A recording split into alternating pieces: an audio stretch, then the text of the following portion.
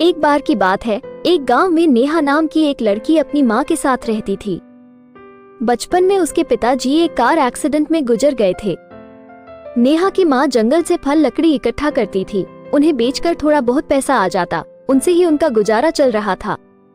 पैसों की कमी के कारण नेहा की पढ़ाई छूट गई थी, इसलिए नेहा भी अपनी माँ के साथ जंगल जाती थी और उनका हाथ बटाती थी।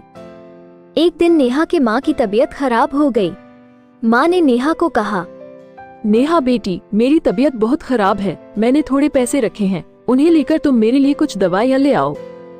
माँ, आप जल्दी ठीक हो जाओगी, मैं अभी दवाइयाँ लेकर आती हूँ। नेहा वो पैसे लेकर दवाई की दुकान पर गई। भैया, मेरी माँ की तबीयत बहुत खराब है, ये पैसे ले लीजिए और कुछ दवाइयाँ दे दीजिए। ये पैसे तो बहुत कम हैं। इसमें दवाई तो क्या, दवाई का थैला भी नहीं आएगा। भैया, कृपा करके आप दवाइयाँ दे दीजिए, मैं बाकी के पैसे बाद में दे दूंगी। मैंने कोई धर्मशाला नहीं खोल रखी है, जाओ यहाँ से, पता नहीं कहाँ से आ जाते हैं। नेहा बहुत दुखी हो गई और रोने लगी।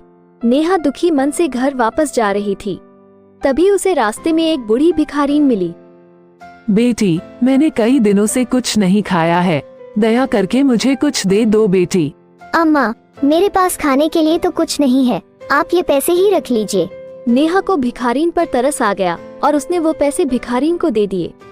भगवान तुम्हारा भला करे बेटी।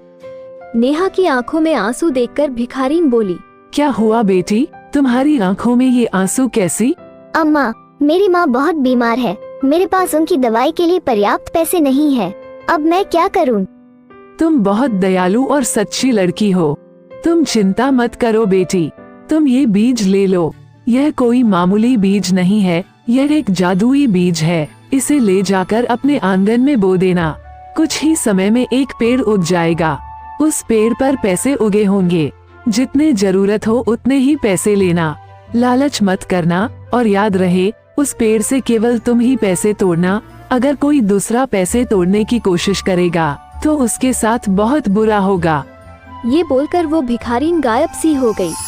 नेहा को कुछ समझ में नहीं आया, लेकिन उसने वैसा ही किया जैसा भिखारीन ने कहा था। नेहा घर गई और उसने उस बीज को वहीं पर बो दिया। नेहा अब अगली सुबह का इंतजार करने लगी। दूसरा पार्ट देखने के लिए हमारे चैनल को सब्सक्राइब जरूर कर लें।